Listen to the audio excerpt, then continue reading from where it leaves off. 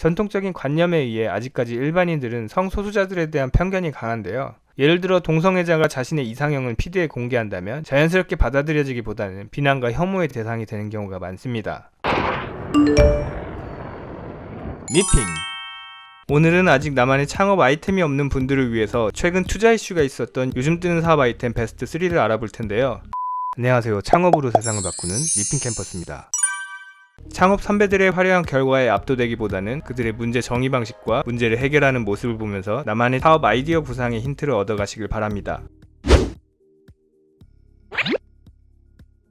몸이 아프면 먼저 가까운 병원에 가게 되는데요. 보통 점심시간이나 퇴근 후 시간을 이용하다 보면 사람들이 몰려 기다려야 하는 경우가 많습니다. 오랜 기다림 끝에 의사와 짧은 만남을 가지고 처방을 받게 되는데요. 보통 지정 약국은 병원과 같은 건물이나 근처에 있기 마련이지만 익숙치 않은 동네일 경우 약국을 찾아 헤매는 일도 생깁니다. 똑딱은 간편하게 스마트폰 어플로 병원 예약과 접수 서비스를 제공하는데요. 우리나라 병원 전산 시스템인 EMR 업체들과 제휴를 통해 모바일로 진료 접수를 가능하게 했습니다. 똑딱을 통해 이용자는 주변 병원에 기다림 없이 예약을 할 수 있게 됐고요. 순번을 확인할 수 있어서 내 차례가 될 때 맞춰서 병원에 갈 수 있습니다. 진료 후에는 가까운 약국 정보도 찾아볼 수 있고요. 처방받은 약이 궁금할 때는 어플로 처방전 조회가 가능합니다. 또한 야간 진료, 여산부인과 등 상황에 맞는 병원 검색도 가능해서 필요에 따라 이용자들이 편리하게 대응할 수 있습니다.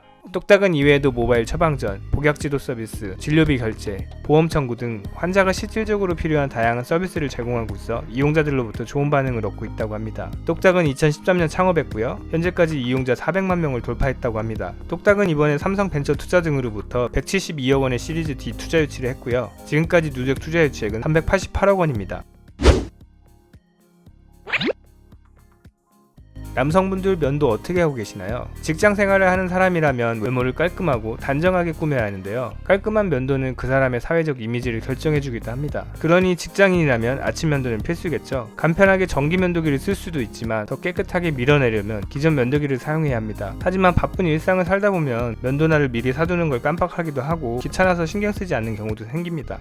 종종 한 달이 넘도록 한 면도날을 쓰기도 하는데요. 이럴 경우 면도날이 무뎌져서 수염은 잘 깎이지 않고 피부에 강한 자극만 주게 되고요. 심한 경우 상처를 내기도 합니다. 레이지 소사이어티는 구독을 통해 면도날을 정기 배송해주는 서비스인데요. 서비스를 이용하게 되면 매번 번거롭게 면도날을 사러 갈 필요가 없어지고요. 유통구조 개선을 통해 도매 가격보다 저렴하게 공급하다 보니까 최저가를 찾아 헤맬 필요도 없습니다. 사실 생활용품의 상당수가 유통비, 마케팅비 등으로 인해서 실제 원가에 비해 지나치게 높은 소비자가로 공급되고 있다고 하는데요. 특히 제조 진입 장벽이 높은 면도날은 독과점이 심하기 때문에 가격 거품이 높다고 합니다. 레이지 소사이어티는 글로벌 판매 탑3의 이름을 올리고 있는 프랑스 브랜드 빅과 제휴를 맺고 있는데요. 어떻게 글로벌 브랜드가 초기 스타트업과 협력을 할 수 있냐는 우려를 낳기도 했지만 우려와는 다르게 서비스 출시 1년 만에 가입자 5만 명을 넘겼고 요즘은 일평균 200명 이상의 구독자가 발생하고 있다고 합니다. 레이지 소사이어티는 앞으로 면도날 외에도 바디 및 헤어 제품뿐만 아니라 일상 생활용품 전반으로 제품 카테고리를 확장할 계획이라고 합니다. 레이지 소사이어티는 2017년 창업했고요.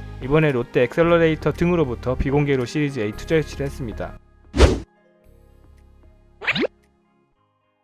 세상에는 대중들과 공감하기 어려운 성소수자들이 많은데요. 보통 사람들이 많이 이용하는 SNS나 소통 채널에서는 이들이 자신의 성향을 드러내고 활동하기가 쉽지 않습니다. 전통적인 관념에 의해 아직까지 일반인들은 성소수자들에 대한 편견이 강한데요. 예를 들어 동성애자가 자신의 이상형을 피드에 공개한다면 자연스럽게 받아들여지기보다는 비난과 혐오의 대상이 되는 경우가 많습니다. 렉스는 레즈비언, 양성애자, 무성애자 등 성소수자들을 위한 소셜 어플입니다.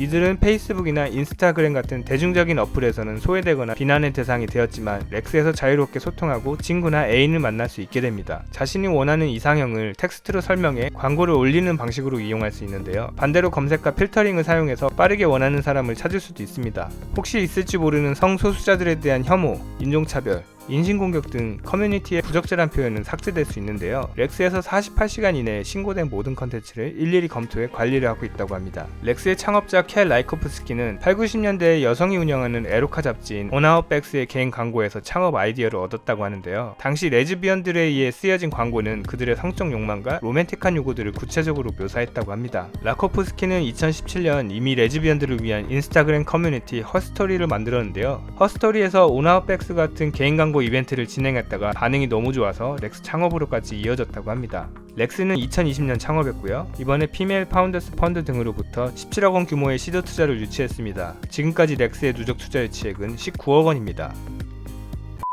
네, 오늘은 여기까지 하겠고요. 오늘 보신 사업 아이템이 창업 아이디어를 떠올리는데 좋은 생각의 재료가 되어지기를 바라겠고요.